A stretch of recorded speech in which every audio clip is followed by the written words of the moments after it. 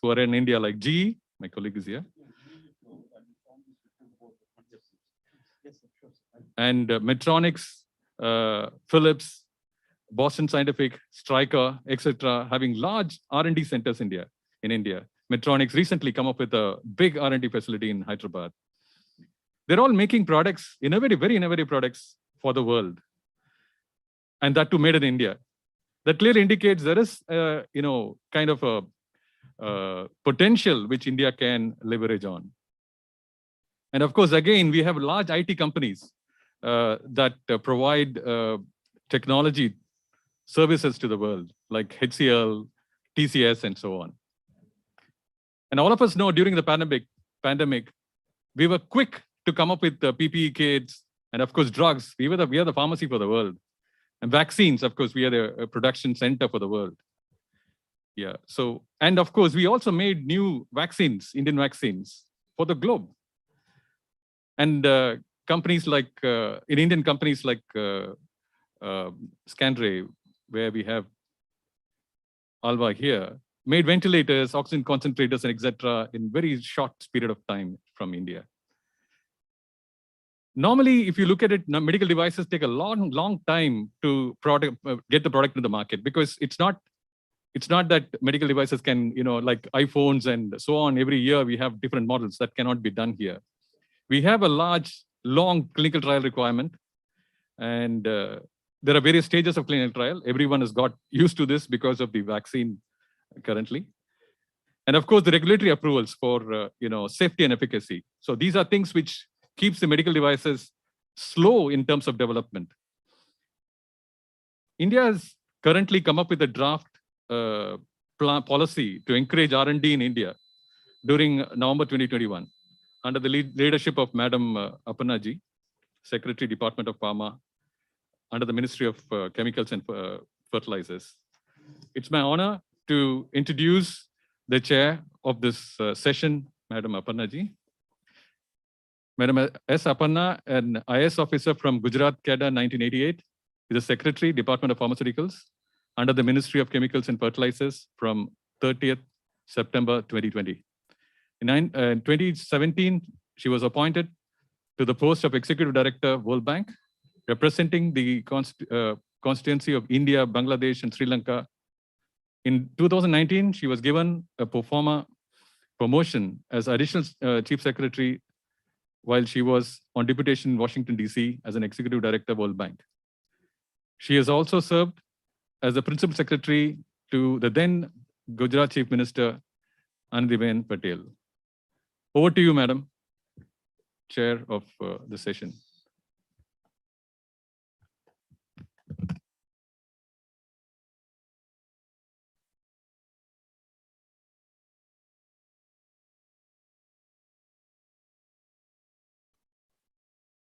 You're on mute.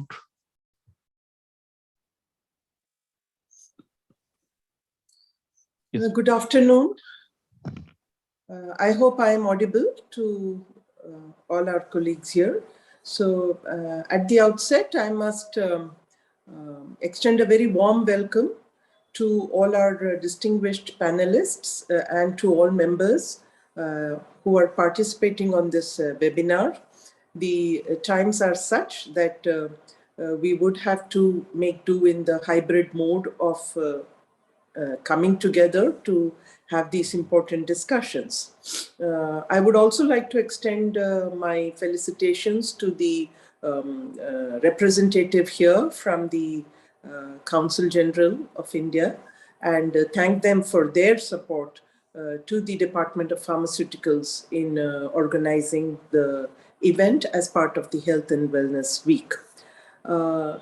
Dear colleagues, many of you have had the opportunity of coming together and discussing various issues which are dear to the heart of this department as we move towards taking the medical devices and medical technology sector in India to the next level of its growth trajectory.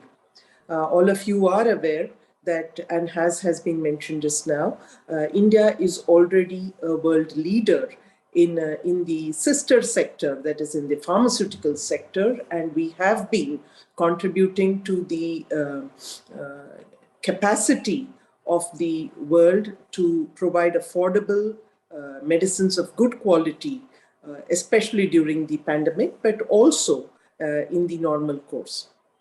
The medical device sector is one of the sunrise sectors. It is a sector that, as I mentioned, is on a growth trajectory, which we hope to accelerate and take forward. It is a sector with a huge potential still lying incipient in the Indian manufacturing sector.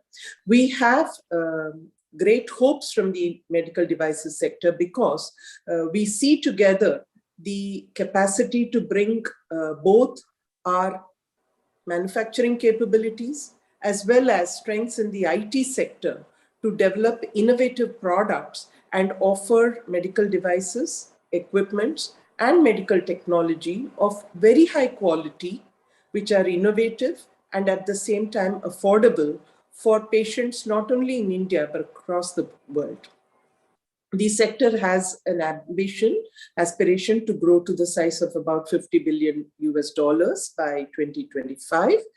And this growth is expected to be propelled by more investments, not only in manufacturing, but also in research and development and innovation. The government of India has provided unprecedented support for the medical devices sector by rolling out the production-linked incentive scheme and the scheme for supporting the setting up of medical devices parks in the country with an overall outlay of about $500 million US. And I'm happy to share with all of you present here that we have got extremely encouraging response to both these programs that underpin the growth of the manufacturing capabilities in the domestic arena. The next initiative that we hope will provide a great impetus to the growth of this sector is our draft policy to catalyze R&D and innovation in the pharma medtech space.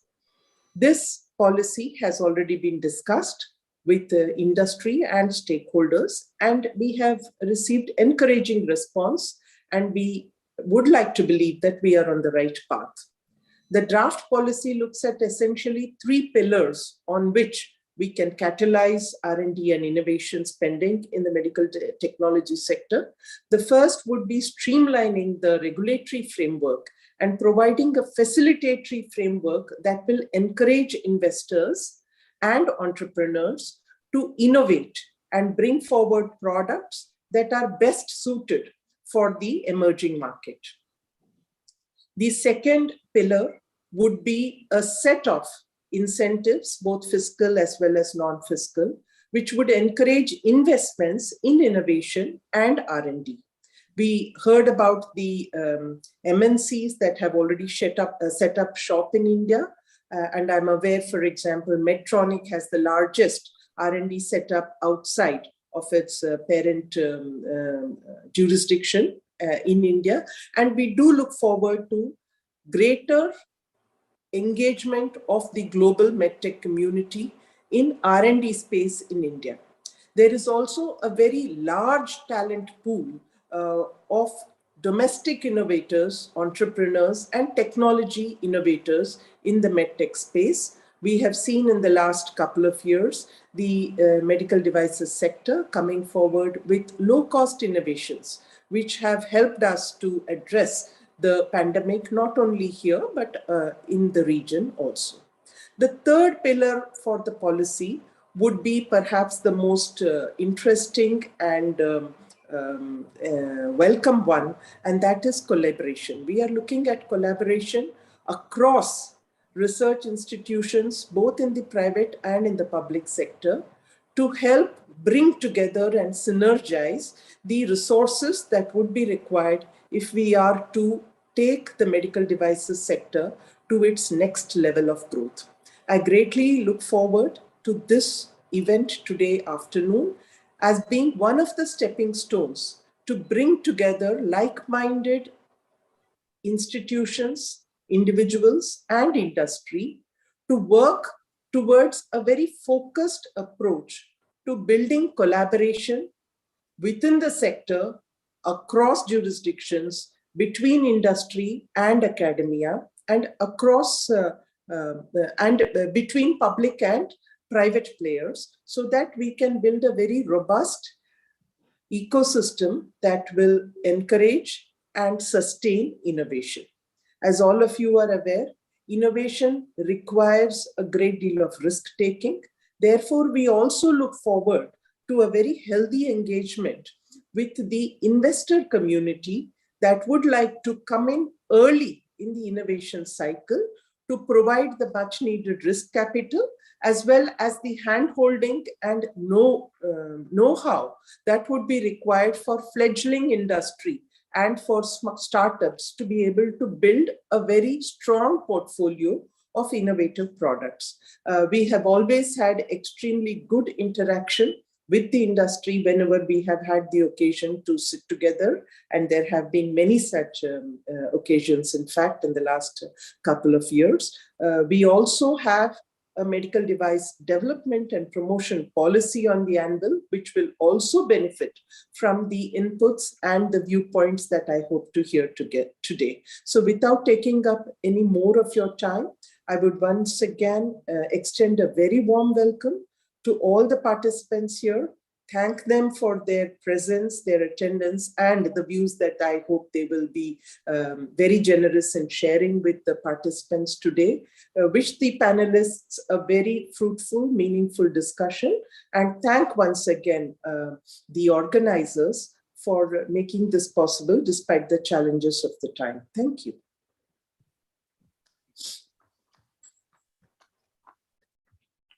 One announcement. So, ma'am, in your presence, my colleague, Mr. Narankar Saxena, wanted to make an announcement, which we did yesterday. I'll just hand it over to him.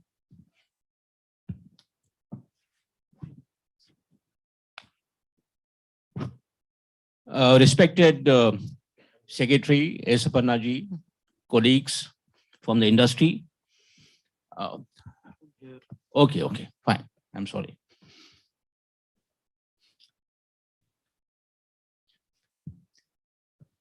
Good evening, good afternoon to all of you. My name is Narankar Saxena, Deputy Secretary General of FICCI. Respected Aparnaji and the distinguished panelists and the audience from the industry, private sector and startups. First of all, I'd like to acknowledge the country, Dubai, UAE, for the proactive initiative what they have demonstrated to the world in Dubai Expo. And the ecosystem they have built in bringing 192 countries on one platform is, I would say, one of the landmark in the 21st century. They have already demonstrated how business can grow, scale in the difficult and coming times. Yesterday at India Pavilion, or day before yesterday at India Pavilion, to encourage Indian startups and Dubai startups, FICCI, along with the UAE partners, have announced $150 million startup fund. $150 million startup fund.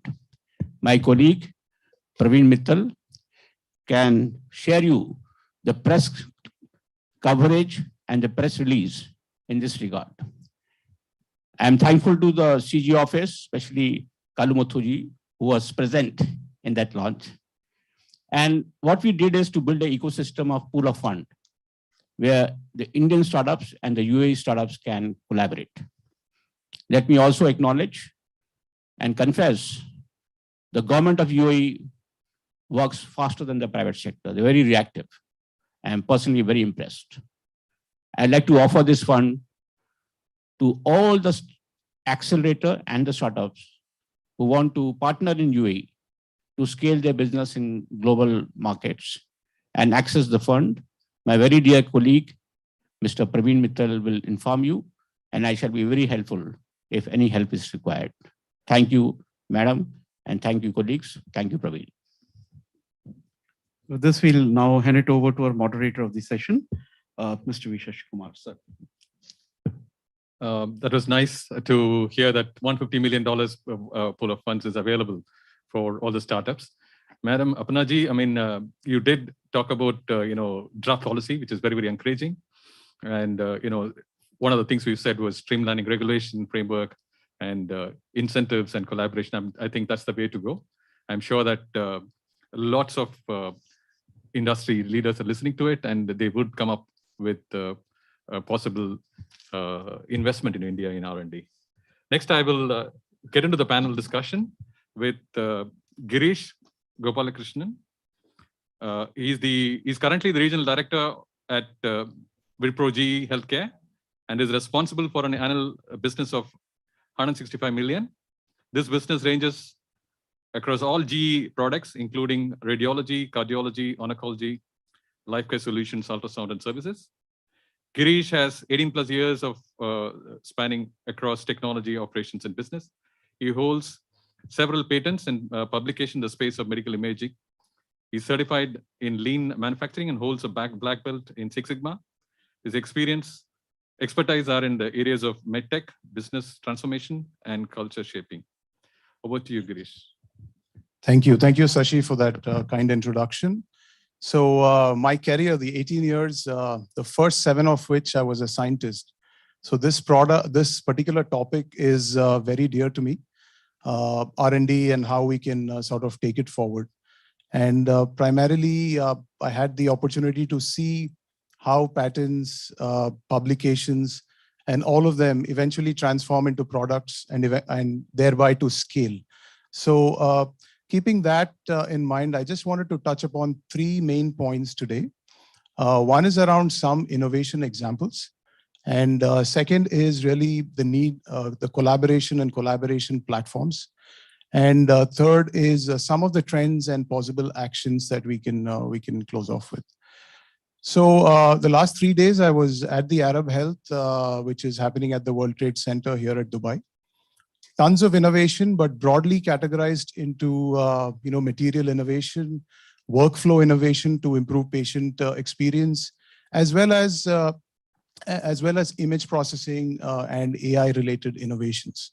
So just to name a few, right? In the material space, there is materials such as CZT, cadmium zinc telluride, which have come into play, which are direct conversion crystals that can help improve speed for scans for the patient, which has the potential to change the future of nuclear imaging. And then the other material example would be gemstone imaging in the CT scanners, which are shaping up spectral imaging, which is again a big breakthrough for us. In the workflow space, what we are seeing is, what was pretty displayed spectacularly in Arab Health was how can patient positioning and patient workflow improve through AI?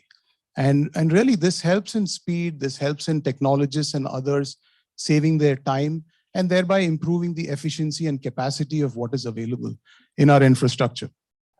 And the other examples such as, patients that are doing mammography who can directly do a self-compression scan, thereby improving comfort as well as improving image quality. So these are just a few examples of innovation. And within the image processing space, we are seeing deep learning all over the place. There is deep learning that are being used for reconstruction of images that are helping in pushing the limits on speed, pushing the limits on image quality. And similar ones on CT and X-ray as well, where AI is pretty much ubiquitous across the different stalls at the Arab Health. The second point which I wanted to talk about is the collaboration. And being in a large MNC like GE, I feel that companies, there are 2 types of innovation investments. One is on incremental and the other is on transformational. So large companies and successful ones somewhat lean and bias towards incremental innovation. Majority of the investments go in that space, whereas the onus on transformational innovation really falls upon maybe startups or academia. And each of them have different skill sets, and it's about bringing the brain and brawn together so that there is a meaningful scale up within the ecosystem.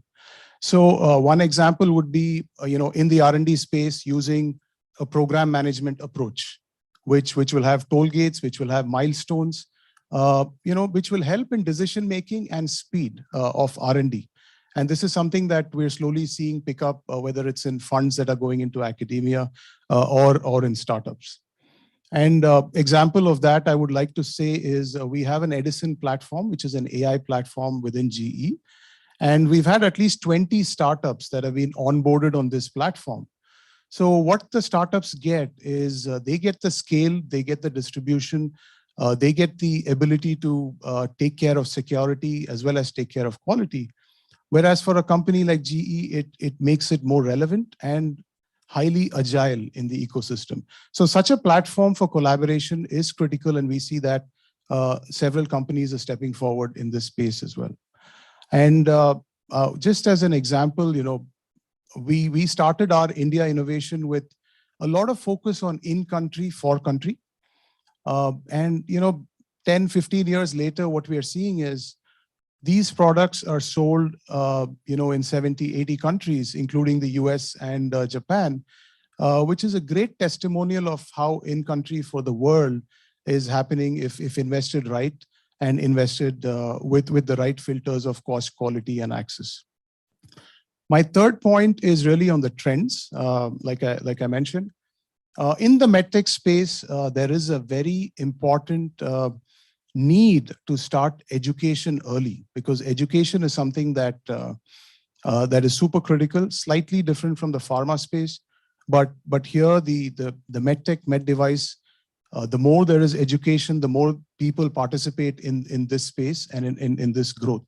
So a lot of companies, including ours, have invested in education.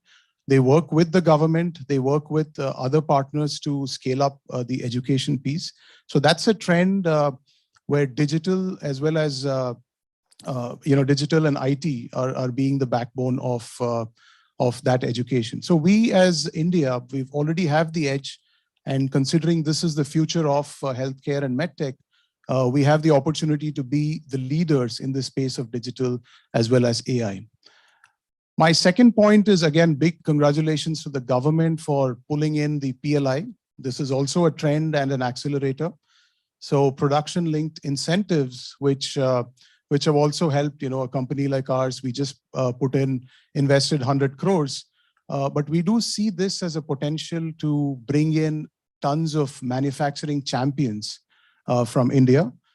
This also, of course, adds to the employment for the youth going forward. So focus here, more trends that we're going to see going forward. But again, a great initiative by the government. My last point before I close is on digital adoption. And again, I can't emphasize more that this is what is going to help us scale. This is more digital adoption within public health systems will help us scale, get far, work affordably, and ensure there is quality. So I would say, what we've seen in the last 2 or 3 years, may it be tele-ICU or tele-consulting, tele-radiology, all of these have really ramped up in the last couple of years. But more of that is something that we will get to see, but we also have to consciously push. And here again, I think the government initiative of Ayushman Bharat health account, the ABHA, brilliant move. I feel, that is going to be a catalyst for this digital adoption. So these were the few points that I wanted to make before I hand it back to Sashi. Yeah, Girish, I mean, it was excellent trying to put the different innovations into buckets, what you saw in Arab Health, like materials, workflow, AI, imaging, and so on. Very nice.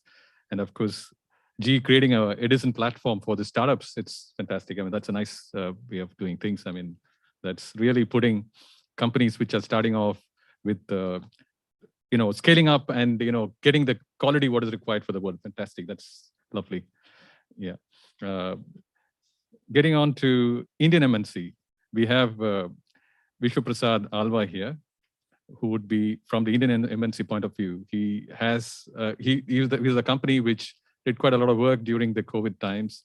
We have heard about ventilators, which, quite a huge quantities of ventilators made in very short time. To introduce Vishnu Prasad Alva, he's a chair of FICCI Medical Device Committee and founder and MD of Scandray Technologies. Prior to this, he was the head of technology integration image chain at GE Healthcare, Milwaukee, USA, and the senior manager X-ray Gen Engineering, GE Healthcare Bangalore. He was also the deputy manager R&D at Kirloskar Electric, Mysore. He was a member of the Karnataka government Medtech Vision Group, 2017, chaired by Dr. Kiran Mujumdar Shah, CMD Biocon. And he was also a member and the speaker at the BRICS IFC Health Conference 2017. Over to you, Vishnu Prasad. Thank you for the opportunity and the introduction. Medtech, the space that we are representing is diagnostic imaging and critical care. And if you see in the healthcare space, this is the fastest growing and the most needed space for healthcare delivery systems. And in the healthcare, mass wellness is all about affordability and growth. So, most of the countries, the healthcare is a public space, government funded. And unless the healthcare, the medical equipment and the delivery system becomes affordable and gets to the private sector, it's very difficult to scale up. And you can see during the pandemic, the countries that were hit the most were the developed countries, and where they thought that the infrastructure was very strong enough. What is needed in a medtech sector is top regulatory and safety compliance, lifespan of 15 to 20 years, modular technology upgrades, cost of ownership not exceeding 20% of the cost of the machine. And medtech is a high complexity, low volume sector.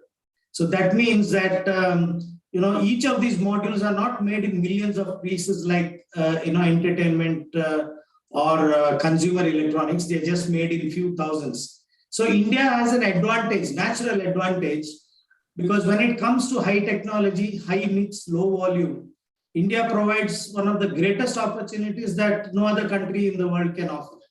We have other countries where when the volumes are very high, they're able to match almost 1/3 or 1/4 of the market rates. In a medtech product, 50% of the cost of the machine comes from the amortization of R&D. So if you take a machine which is 2 crores, 1 crore comes out of amortization of the R&D, about 30% comes from the cost of raw materials, and the rest is manufacturing overheads. And here, India comes at the top. We have our R&D amortization costs at 5 to 10% on a like-to-like comparison.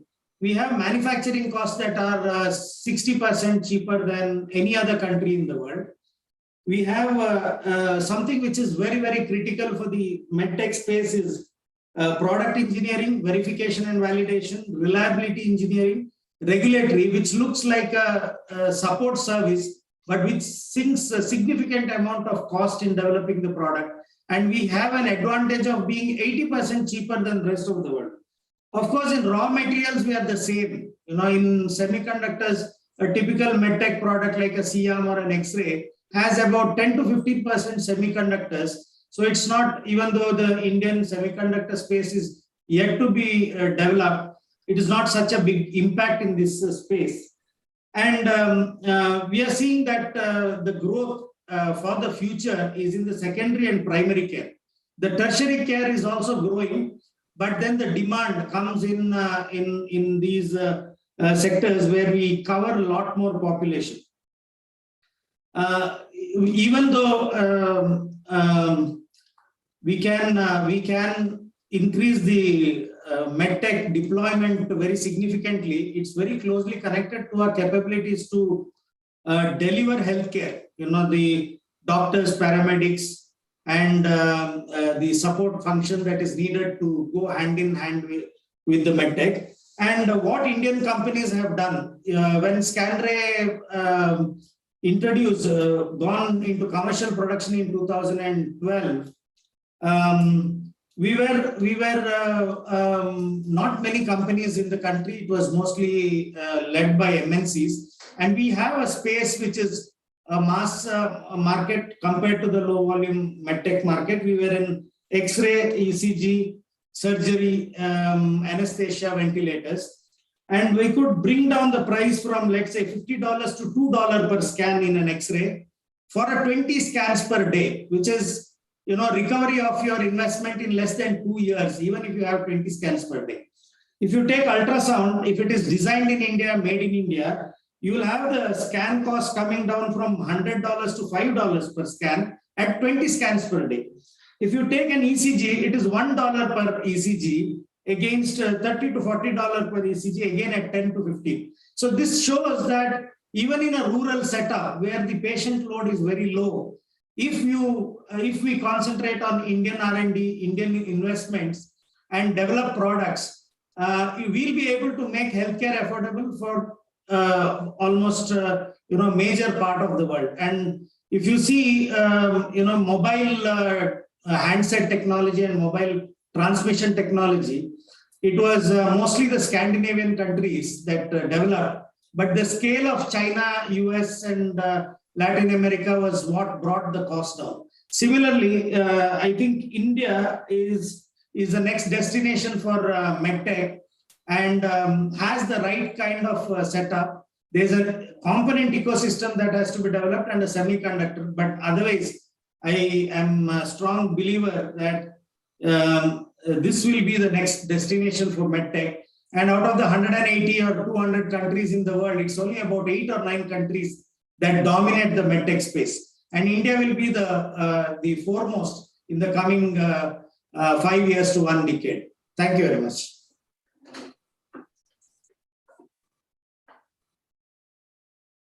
Thank you, Alo. It's fantastic. I mean, in medtech, multinational from India, how they have gone up, and what he's talked about, high tech, high mix, low volume, and how R&D cost is so low in India that the acquisition cost of the products are going down, and also the cost of patient care is also going down. That's a fantastic thing which you're doing for the world. I'm sure that this is a very important message to everyone who is listening in the industry.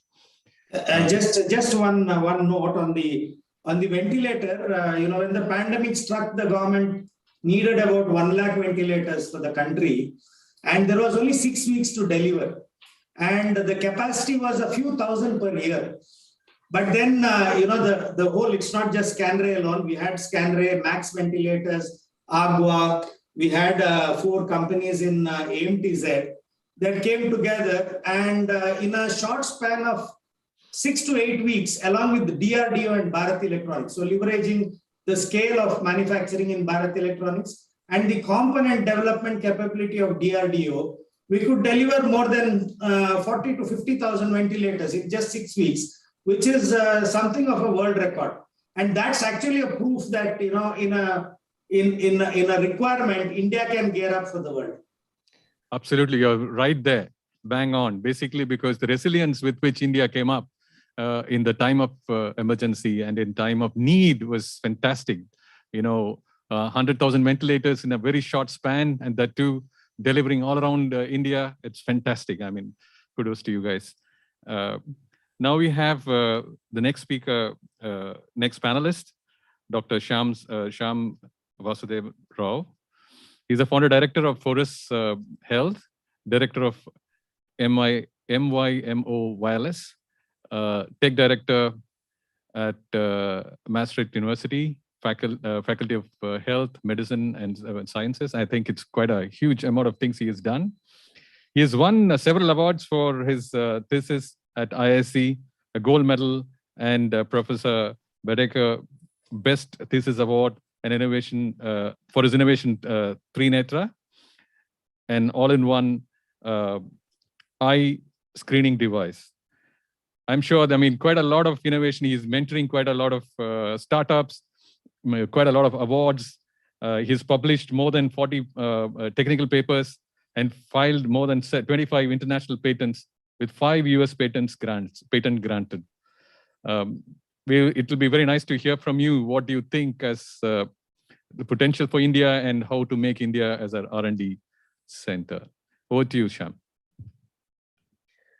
Thank you, Shashi Kumar, for the nice introduction, and thanks, Vicky, for giving this opportunity. I see that there is a big paradigm shift in the way the healthcare is being looked at and delivered in the world now. Yeah, and I see that COVID has really taught us a lot of lessons. So we have been always talking about preventive and wellness and all that, and that segment, has been more of it is just some lip service than really what we were doing. But now with this pandemic, there is a big lesson what everyone is learning, that prevention is always the best, and there is a new window of opportunity which has opened up, I would say, for innovations. And this is an opportunity not just for India, but it's for the entire globe. And this is the thing which I also see what Mr. Alva was mentioning, where we are seeing that there was a need for such a device, and we could really scale up and immediately put our ecosystem in place, like BL or DRDO. They had never gone into seriously making medical devices, but when there was a need, they could come together and then, see to it that, they can deliver it. So this is something which we see also in the innovation cycle in the startup space. I have been working in the area of ophthalmology and nephrology in my companies, Forus and Renalex. And in ophthalmology, we have seen that there is not just that there is not many devices, it's also that, we are not having so many, affordable care solutions. And ophthalmology is one area where, it has been really underserved. We had less than 10% of the population, in India, and more than, maybe 30-40%, which is being served in the rest of the world. There's a huge gap there, and there's a huge opportunity. And that's where we thought of making some innovation here. And we used all our experiences. I worked in Philips as an innovation manager before I started these companies. And we took this lessons as we see a lot of startups, even Alva, he worked in GE, and we all learned a lot from these multinational experience. And we are in a position to offer that. And we made this product called Trinetra. And today, we have these devices in more than 25 countries. And we have more than 3,500 installations across the globe. So there is a possibility, I would say, that we can quickly put together innovations. And also, what is most important in the innovation cycle is also the validation. And that is where we see in India the number of patients what you can get, and then also the quality of doctors who are very much eager to work and on this and get these studies done quickly and get the validations on a large number of people. And that has helped us to really bring this product out in a much shorter time and with less cost. That is one of the things. And what is that paradigm shift we are talking about? So there is a huge paradigm shift now. Instead of thinking of just a device or equipment, it is a systemic approach what we need. And there again, you see, we have the Indian IT services, and Indian IT and IT-enabled services are something which is the best now in the world. And this is something we can quickly put together, and we have seen large systems. One of the standard classic example is the vaccination process. The simple app called CoWIN, which has really helped vaccinate the whole country, and in a very short duration of time. So this is the beginning of this systemic approach for preventive care, I would say. And now this can be used as a platform, and on which we can develop many more things. And this is also a opportunity for anybody to come to India and also do their validations and also launch their products on these platforms. And today's world, it is more of software products like AI, ML. We have the best ecosystem, I would say, with the IITs and IASC and all these top class institutes, where we have special courses which are being offered now on especially on AI and image processing. And this is something which is getting a lot of workforce, very talented workforce, to work on these cutting edge technologies. And India has always been very successful in when it comes to this sort of software development and developing things which are fun. The other most important paradigm shift what we see is also a shift from the hospital centric to home. So there is the entire healthcare today is trying to see what is that which can reduce the number of visits to the hospital, and that is and how things can be done at home. So home care is becoming all the more important. And when it comes to home care, again, we need a lot of new approaches. We not only need devices which are portable and affordable, it also needs a lot more connectivity, intelligence put in, remote monitoring, all these sort of things, which are very, very, very, very important. And that is what we see would be the next big wave in healthcare. And there again, we see that India has this diverse set of population. We have the urban population with people who can afford having, for example, dialysis machine at their homes. And while we have the communities where, we can have sort of community approach for healthcare, community dialysis centers and micro dialysis centers and these sort of things. So where, people don't have to come all the way to the hospital or the institution to get the dialysis. So this approach, is also getting applied to geriatric care and also getting applied to so many of these acute chronic problems where people, stroke is another big thing. So that way, you see, these are problems not just specific to India, but also to the global one. So what we see is here is a platform and here is a mechanism by which, we can work and bring out these sort of solutions, and that can be made available to the rest of the world. And this is what I see as a huge opportunity. And our patent system is also now in place. So India has a very good patenting system. We can patent anything we, and get this patents granted in various countries. We also have a good regulatory system now. That is also a very important aspect. And we are not having something which is very specific to a country. We are using the same ISO BSI standard. And that is something which will make directly, the products which are developed here globally compatible, I would say. Even FDA can be done in India. So that way you see that the environment is really up. And I see that in the next coming years, we are going to see India as one of the, like the way we have in pharma, we will also be having a big, innovation hub for medical medtech and medical devices in India. Thank you, Shyam, for re-emphasizing the collaborations which has been taking place during the COVID times with DRDO, BEL, and Scantray, and the public and private sector getting together and coming out with low-cost innovations, low-cost products which were needed for the country.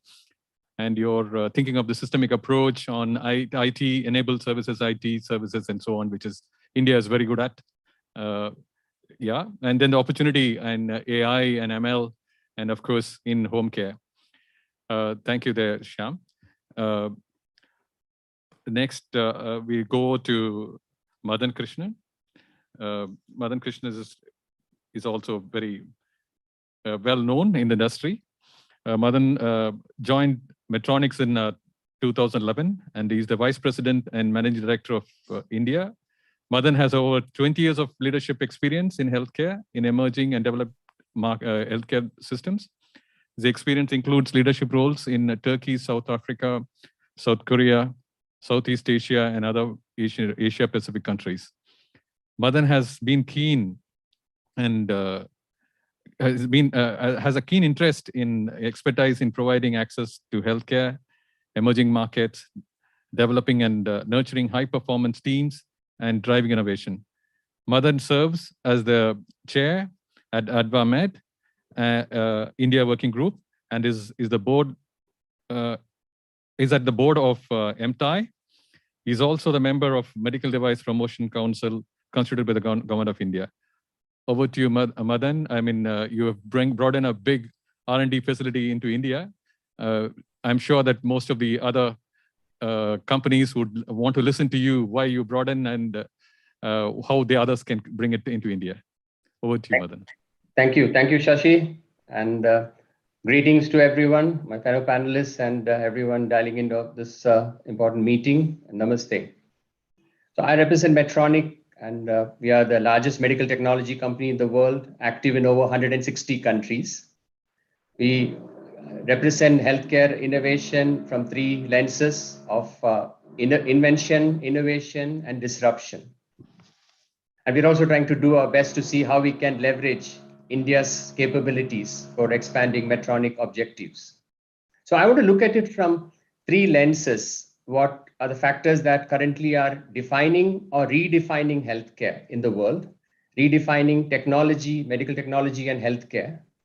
And also another three dimensions on why India is the most compelling place right now to collaborate, engage and invest in for medical technology and healthcare in general. So if you look at overall healthcare technology right now, the first dynamic is around the speed of invention and innovation.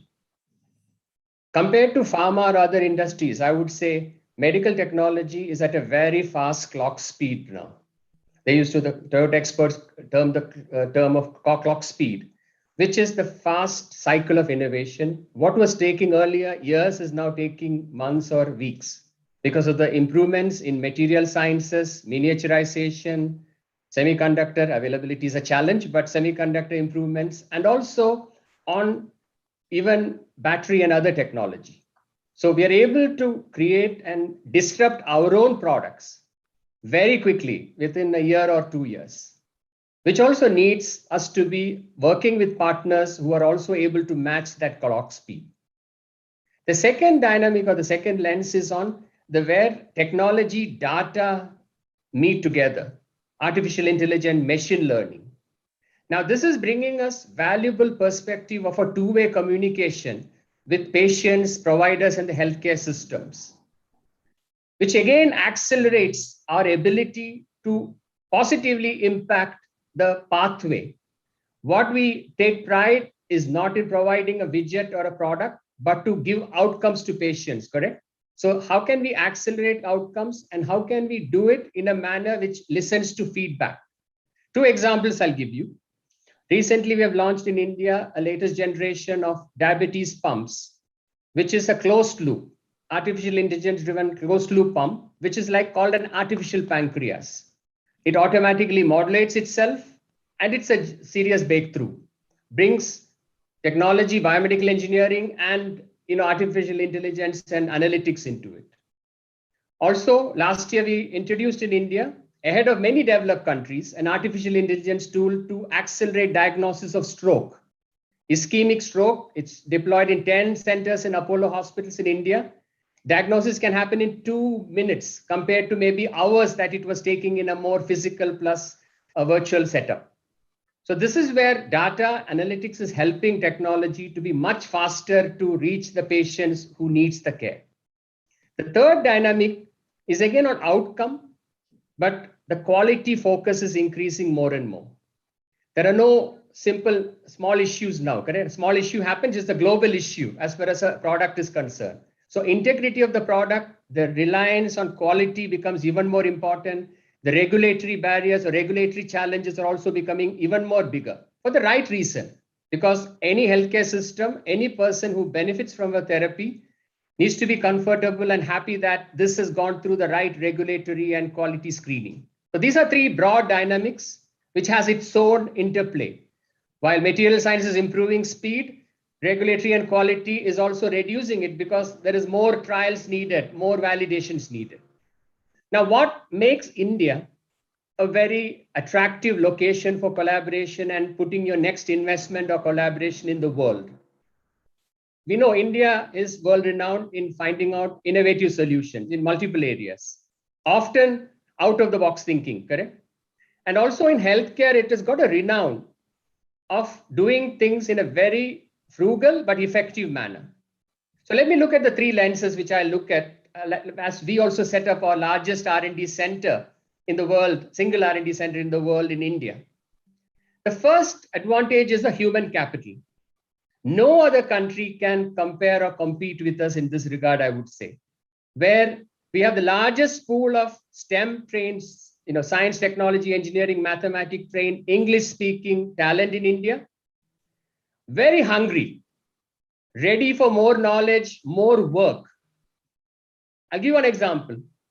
1 year ago, we had about 20 people supporting global quality in our R&D center in Hyderabad. Ramesh Ratnam, one of our smart managers, manages that division. He was telling me, Madan, we already crossed 100 in less than a year, and we might reach 200 within the next 6 to 8 months.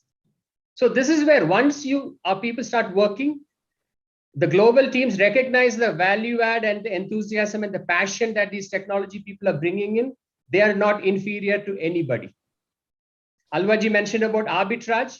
Arbitrage is not the primary reason why anybody should come to India, but I can tell you, India does offer arbitrage, and it is important. Right now, every dollar or every rupee or every dirham needs to stretch, go a long way. So arbitrage is important. Cost of a very highly qualified science technology specialist could be 1/3 or 1/4 of US or global levels, but the productivity can be equally good. So we are actually looking for an expansion of our building and a facility in Hyderabad within 6 months of the first investment, that we'll be increasing the number significantly. I can give you specific examples how this human capital is helping us. Recently, again, about a year ago, we launched a remote monitoring Bluetooth-enabled set of pacemakers, which involves significant innovation. It can be programmed remotely. So in the most remote parts of India or Africa, people can program this device without any presence of a technology or anyone close by other than the required equipment. This research, a lot of it was done in India. The software related, the operating related ware was done in India by our own qualified engineers. Second, during the pandemic, the team in Hyderabad came out with remote monitoring of ventilators, which were beneficial in the US. You know how value this can add to healthcare systems. It takes away the fear away, and the benefit to the patients is immense. Second element I will talk about is the value of India in having the best, some of the best clinicians in the world and clinical style professionals in the world. We are not second to none, I would say. When I look at some of the top physicians and clinicians in the world, in the US, many of them are from Indian origin or South Asian origin, and they participate and support us. So I think this capable clinicians, hospital ecosystem, and also clinical trial facilities and data management facilities, which makes it really a good location for us to activate, validate your clinical studies, manage your data to high global standards and ethics committee approvals, and to ensure that your file is clean and ready for a good regulatory rigor and submission. And finally, Aparna is on the call, and the government is extremely focused on making it as a priority to grow this sector and to give all possible support to the industry. And I've seen a very strong breadth of enthusiasm from the Honorable Minister and also from Aparna ji in attracting investment into India and to collaborate with India. I would say the Production link incentive scheme was spoken about by earlier speakers. That's a good incentive. I'm even more bullish on the R&D, the innovation policy, which is catalyzing investments in pharma and medical technology, which is a brainchild of our own Madam Secretary. This policy again would showcase how India can add value to the value streams of global companies who want to benefit from India. Unique opportunity of capital, human capital, backed up by good incentives. So finally, I would say, rather than India among the countries in the world, the human capital, the ecosystem in India, and the hunger and the readiness to do innovation. There are a lot of startups in India. They are ready to turn on a dime in a frugal manner and drive innovation. In universities, whether they're the Indian Institute of Technology or numerous other universities, are ready to collaborate with healthcare systems to tailor the syllabus or tailor the curriculum and to improve collaboration with industry. So finally, I would say, if you are representing a national healthcare system or a university or a startup company or an innovation fund, please consider India, because it's a time of new India where we are really dynamic and ready to support innovation and access to healthcare. Thank you. That is fantastic, Madan. I mean, it's very good to know that within 6 months, you are trying to expand the R&D facility in Hyderabad. That's fantastic. And you did put the 3 dimensions to what you were saying as speed of innovation, data, AI, of course, and the patient outcome being critical. That's fantastic. And the kind of ecosystem for clinical trials and the way in which clinical ecosystem has been created in India. Thank you, Madan. Now we go on to Himanshu Baid. He's again Indian multinational. He's a managing director of Polymedicure Limited, Polymed. He holds a bachelor's degree in engineering, electronics and communication. Himanshu worked with Philips Communications Industries as a trainee engineer for 6 months in Nuremberg, Germany. He is very passionate about doing business development inside and outside the country.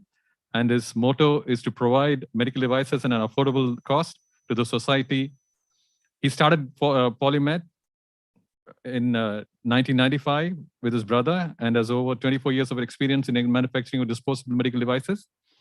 Himanshu is involved in corporate strategy, finance, and sales and marketing initiatives in Polymed. Over to you, Himanshu. And good afternoon, Aparna ma'am, Mr. Yuvraji, Joint Secretary ji, and Mr. Kali Mattu from the Consul General of India in Dubai, and colleagues and friends from the industry. So I think, yes, we have been innovating as a company for last 25 years. And today, as a company, we own over 250 patents, and we have 200 applications which are under patent consideration across different geographies. And I think the key takeaway for us, I think when we started really investing in R&D, was what was our products lacking, and did we want to go into an area which was just a Me Too product, and we were getting outbid by many Chinese companies or companies in Far East, and what would we do differently to really stand out in this global scenario? Today our products are going to around 120 countries, and we have a large booth in Arab Health. I'm sure most of you who are there in Dubai must have seen us, and we have been going to various global exhibitions for last 20-25 years. In terms of medical consumables, we are the largest exporters of medical devices from India and for medical consumables. Now, what did we do differently? First, we looked at how we could benchmark our products with global companies around the world. And we did voice of customers. We looked at what was actually missing in those products. And with that knowledge in mind, we started designing products with differentiators by interacting with clinical users around the world. And I think for us, that was a game changer. And of course, a lot of my fellow speakers have already said, India offering the best engineering resources, software resources, and the diversity of engineering pool we have across different streams, whether it is material science, whether it is designing, whether it is developing newer technologies from scratch. I think that talent we always had in India from last 20-25 years. And the only thing we had to do was to really bring this talent together to innovate in medical device field.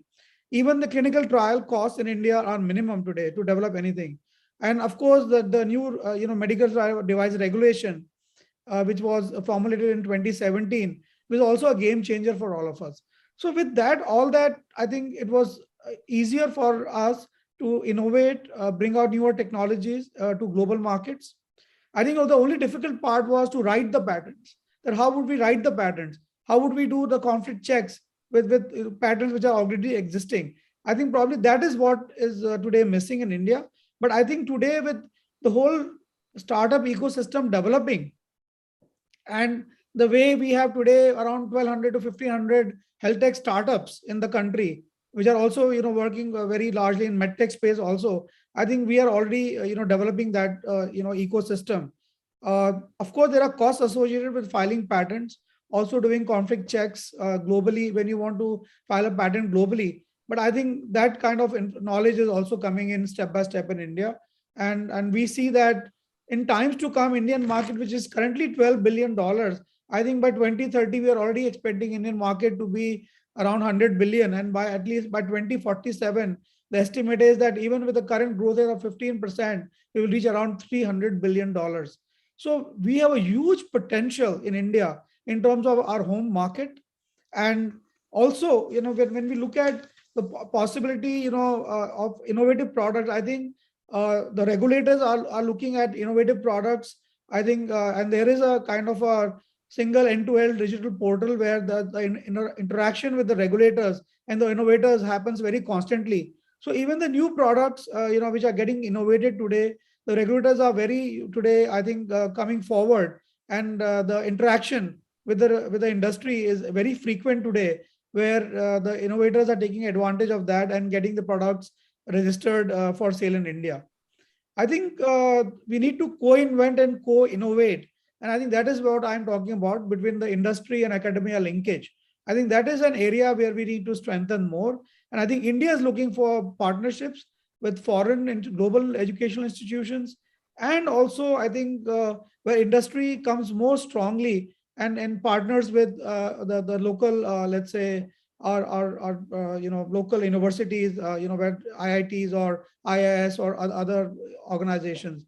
I think one thing I would like to compliment the government of India. Recently, they took a great initiative of institutionalizing our NIPERs. Today we have 6 NIPERs, and now most of these NIPERs have a medical technology curriculum in the country, and they are also developing a center of excellence for medtech innovation. And I think I would like to compliment again the Department of Pharma for taking that initiative and completely overhauling the NIPERs, which will be a great, I think, base for pool of engineers to bring out new talent for medtech innovation. At the end, I think there are a few other things I'd like to say. One is, how we can attract foreign capital, how can we go up in the value chain? I think all of my fellow speakers have talked about the kind of talent which exists in India.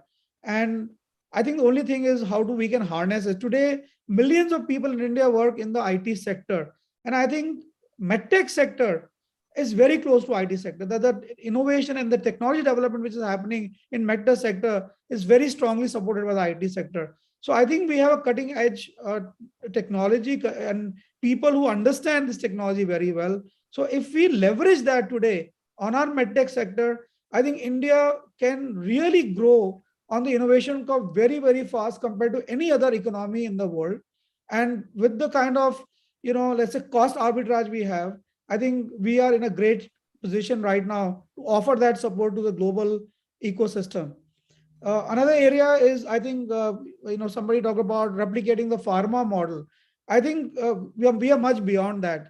And as Madan said, I think technology is changing very rapidly in medtech sector. I think every 1 or 2 years or 3 years, you need to bring an incremental innovation. I think medtech sector is already on a roll with last 2 years of, changes what we have seen in India in medtech sector with the kind of rapid, manufacturing growth, the kind of rapid innovative growth. I think we are already on a roll. And with the PLI scheme, with new R&D innovation scheme getting announced in the next few months, I think we have all the ingredients to make India the global innovation hub for medtech space. Thank you. Thank you, Himanshu. Very insightful how you guys have gone up there in terms of benchmarking and voice of the customers. And of course, you have re-emphasized on the talent pool available in India to get the products or to get medical innovations really going well. And I never knew that you had 250 patents and 200 patents on a different application stage. Yeah, you really, I think this is very important that we do have collaboration. This is coming again and again. We need to collaborate both industry, academia, be it India or international. I think we should do that. And that's what's going to be driving the innovations in India and with the talent pool, of course. Now, I think all of us have put up our thinking on in terms of what India as an innovation hub or would be the hub in the coming years. For the closing remarks and special remarks, I'd invite Mr. Kalimuthu, Consul General of India in Dubai. Over to you, Mr. Kalimuthu.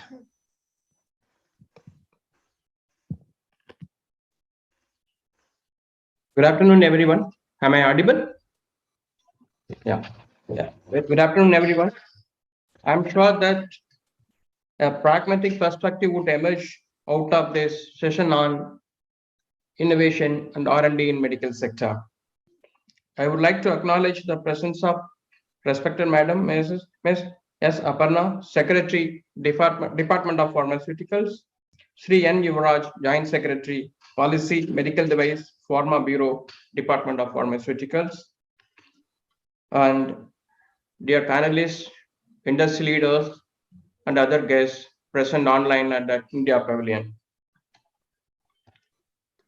So, speakers before me spoke at length about various models, product development cycles, specific cases of products, and its costing and unimaginable costing of Indian products. So, but I would like to give a perspective or insights about what's happening in this region, especially on the sidelines of Expo and related developments. We all know that healthcare sector has three major components: healthcare service, pharma, and the medical device. Healthcare service, Indians are, of course, leaders, not only domestically, globally as well. We have seen the credibility and the excellent service of, be it in doctors, nurses, paramedics. And you know that in even the Middle East is not an exception. Here, top healthcare service providers and professionals are from India, and they are doing exceptionally well in this region. When it comes to pharmaceuticals, now the world recognizes that India is a reliable partner. We can rise up to the occasions and be a credible partner, be it in the supply of generic medicine or other specific medicines. We have witnessed that during the development of vaccine and the supply of vaccine and other needed medical pharma products to the world. When it comes to medical device, we are not, of course, faring well when comparing with the other two sectors. We have a huge potential to do well there. I would like to give a small perspective about the trade scenario of this import and export of medical device sector. We have import of about 3 billion plus or minus 10% over last 5 years. And we are also exporting about 1 billion worth of medical devices plus or minus 10% over last 5 years. This gap itself shows that there is huge potential. And all of you spoke at length about the IT skills, engineering and industrial capabilities, and our skill set, soft skills, etc. So, considering this expertise in healthcare services, growing industrial, engineering and IT capabilities, and fast changing, conducive and enabling policy environment, India is poised to play a very prominent role in medical device sector as well.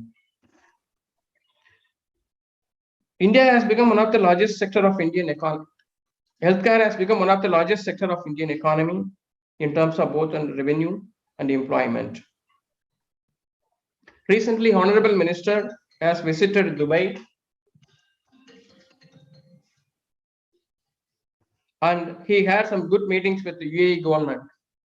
Healthcare is one such sector which has been identified for both countries to work together.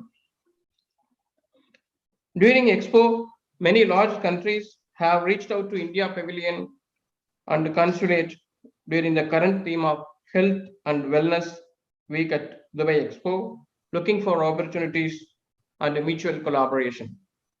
We will be very happy to share a list of such countries which have reached out to us.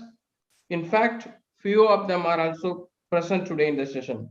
The idea is to explore opportunities for collaboration, which will help us in preparing ourselves better.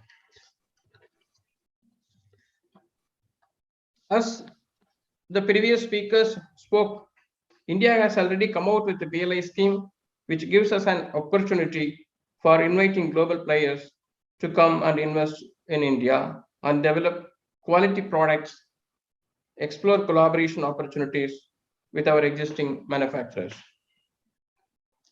Now, time has come when the world is looking at some very innovative technologies, solutions, and for that, India during Health and Wellness Week is also showcasing many Medtech startups which have been facilitated by FICCI through Andhra Pradesh Medtech Zone. Some award-winning startups are being showcased here in Dubai at India Pavilion throughout 6 months of Expo. Of course, today, immediately after this session, Consulate and FICCI have a pitching session called Elevate. That's basically bringing the startups before potential investors here and other industry partners to work together. So let me give some insight. This Middle East has, especially in the time of Corona, this region also has recognized and they have been focusing on advanced technologies and medical device sector. They are looking for reliable partners to develop the products and market. We have already established our credibility in providing excellent healthcare service in this region. So we can build the credibility which we have already established to forge partnerships in R&D and innovation in medical sector in this region as well. This is just a case. There could be many other countries which will have the similar synergy. So we can exploit those synergies and opportunities that will be a win-win and will benefit both the countries and all other partners. So with this small note, I would like to conclude. I once again thank you for giving this opportunity and inviting Consulate to be part of this session. Thank you so much. Thank you all. Thank you, sir. Thank you for the special remarks. And of course, as what you said, we have Dubai, Dubai and India together with $115 million, which is available for the startups and working together in a collaborative way. It's a fantastic news for all of us. As an industry, we will take it forward into talk to our colleagues and tell them about this. Thanks a lot for that news. Now we have observations again, whatever we have talked till now, to be made by Sri Yuvraj. Yuvraj ji is Joint Secretary, Department of Pharmaceuticals, Ministry of Chemicals and Fertilizers, Government of India. He's a Tamilian and is born and brought up in Salem, Tamil Nadu. He's graduated in veterinary sciences in the year 2000 and worked at the Sangam district as a veterinary doctor. He did his master's in veterinary sciences and worked as a vaccine production worked in a vaccine production unit in Tamil Nadu. He later prepared for the civil with the idea of doing something to the society. Over to you, Mr. Yuvraj. So, thank you, Shashi Kumarji. And first of all, I give warm welcome to all the participants here, and also for their good remarks, especially from the panelists on the good suggestions also. Basically, as in the opening address told by our Secretary Madam, that this is the sunrise sector, and we are in the transition stage.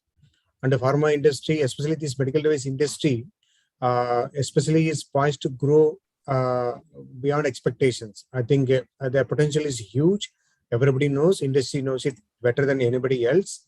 And more than that, the carrier or the carrier to take it forward quite fastly is only the innovation. Otherwise, business as usual will be able to lead you definitely to a higher level of turnover. There is no doubt about it. But the innovation is the only thing which is going to carry this sector to greater heights. So it is possible only through facilitation both by public and by the industry itself. The industry is growing and maturing. We understand, and we are seeing also. So the industry has to understand the potential, and it has to create their own boundaries and horizons for the innovations, because it is not that something will be coming from outside. Outside will be the facilitation or the ecosystem will be created, but mostly the innovation has to be driven self or self-driven by the industry itself. And also depending on the what do you call demographic transition from where to where. So the entire world is now going from the NCD side, but NCD will not continue for long. After NCD, after non-communicable diseases, then there will be a personalized treatment or personalized diagnostic will come into picture. And now itself we are there in the process of 4.0 manufacturing. So whether the medical device sector is already into the 4.0, whether we are using enough IoT or whether we are using enough AI. So all these things has to be taken care, and at the same level, the data. So if we have a huge data, I think the entire manufacturers, the entire servicing sector of the OEM people of the medical device sector has a huge data, but it is not collated and not analyzed to have a proper policy intervention as well. And in the coming days, the COVID has shown us the way that we are going to have more and more home-based care. It is not that something is going to be given in institutional setup. The institutional setup will come down drastically, and the home-based diagnostic and home-based care is going to increase. And the government realizing that it will definitely facilitate or regulate so that the industry is properly done. But the medical device sector should be ready for that. All the innovations, huge investment. Innovation is always idea will be there, so many things, but to have a scientifically proven idea, which is we call innovation. So it requires a lot of investment as well as also a lot of validations. So I request, I heard one wonderful narration from the panelist like Mr. Girish Gopalakrishnan, how about GE has doing, and also from Mr. Vishwaprathap Alvaji, and also Dr. Shyam Vasudev Rao. He told wonderfully about the various innovations being in the sector, and also Mr. Madan Krishnan, and also Mr. Himanshu Bed. We used to interact with Himanshu Bed on a regular basis, but I prefer the industry to earmark and create an environment for more and more innovations. Okay, so further we have to break the silos. We have to break the silo within the sector itself. So medical and Oply put up forward to converge and the use of the resources of both pharma and medical devices together. It will be a big resources rather than resorting or having a separate resource only for the medical devices. So it is a convergence at this juncture, whereas pharma, by way of mature industrial setup, has a lot of infrastructures for R&D, which has to be released by the medical device sector. Otherwise, recreating the wheel is not a good suggestions to go about it. And as told by Madam, we have a draft policy. Madam has told about various aspects. I suggest that industry consultation has been done and the remarks have been included. Industry will make utilize of this particular policy as well. And the department and government of India will be very much with you to help to see that the necessary innovations are being made in this particular sector.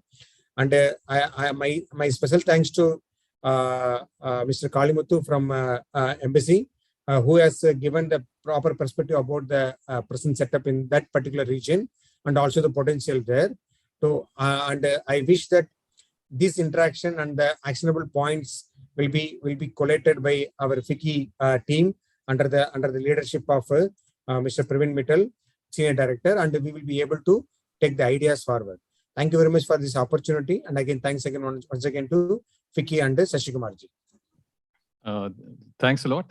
Thank you. It was definitely what you said is right. We need to break the silos. Over to you, Madam Chairman, if you have any last minute comments.